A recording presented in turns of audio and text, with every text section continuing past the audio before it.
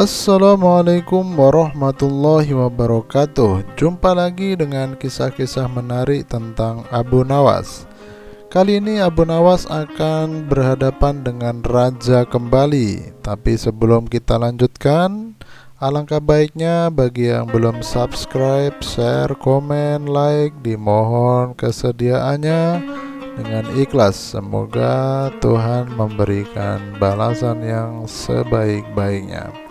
Baiklah, Abu Nawas kaget bukan main ketika seorang utusan Baginda Raja datang ke rumahnya.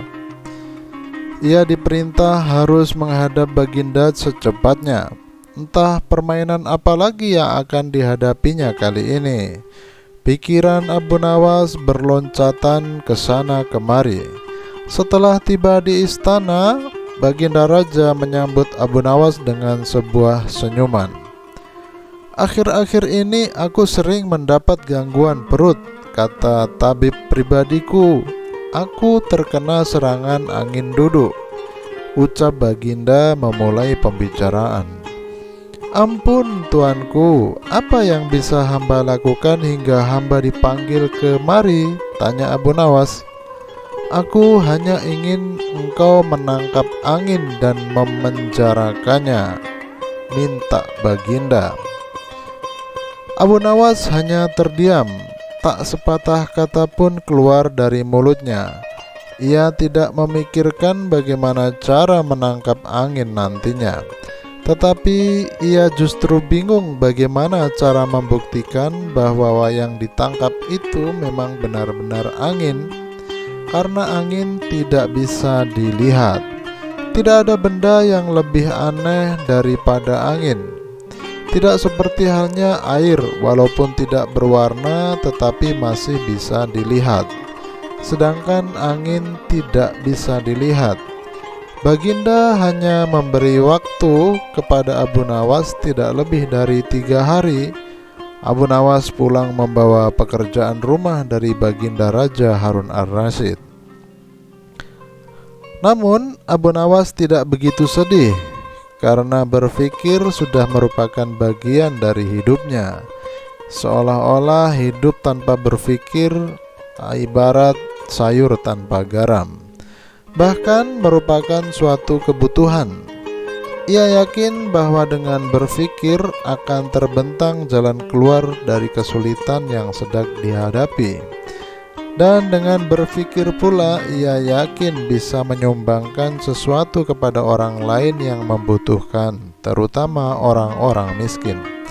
Karena tidak jarang Abu Nawas menggondol sepundi penuh uang emas hadiah dari Baginda Raja atas kecerdikannya. Dan cerdiknya itu tidak lain dan tidak bukan karena Abu Nawas sering berpikir. Sudah 2 hari ini Abu Nawas belum juga mendapatkan akal untuk menangkap angin, apalagi memenjarakannya. Sedangkan besok adalah hari terakhir yang telah ditetapkan Baginda Raja. Abu Nawas hampir putus asa. Abu Nawas benar-benar tidak bisa tidur walau hanya sekejap. Mungkin sudah takdirnya dia kali ini menjalani hukuman karena gagal melaksanakan perintah Baginda. Ia berjalan gontai menuju istana. Di sela-sela kepasrahannya kepada takdir, ia mengingat sesuatu, yaitu cerita Aladin dan lampu wasiatnya. Bukankah jin itu tidak terlihat ya? Abu Nawas bertanya kepada diri sendiri.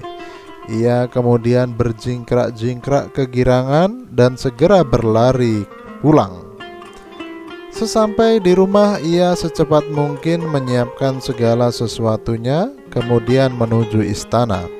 Di pintu gerbang istana, Abu Nawas langsung dipersilahkan masuk oleh para pengawal karena Baginda sedang menunggu kehadirannya. Dengan tidak sabar, Baginda langsung bertanya kepada Abu Nawas, "Sudahkah engkau berhasil memenjarakan angin, wahai Abu Nawas?"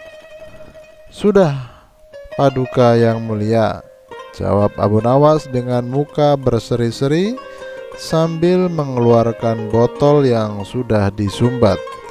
Kemudian Abu Nawas menyerahkan botol itu. Baginda menimbang-nimbang botol tersebut. "Mana angin itu, wahai Abu Nawas?" tanya Baginda.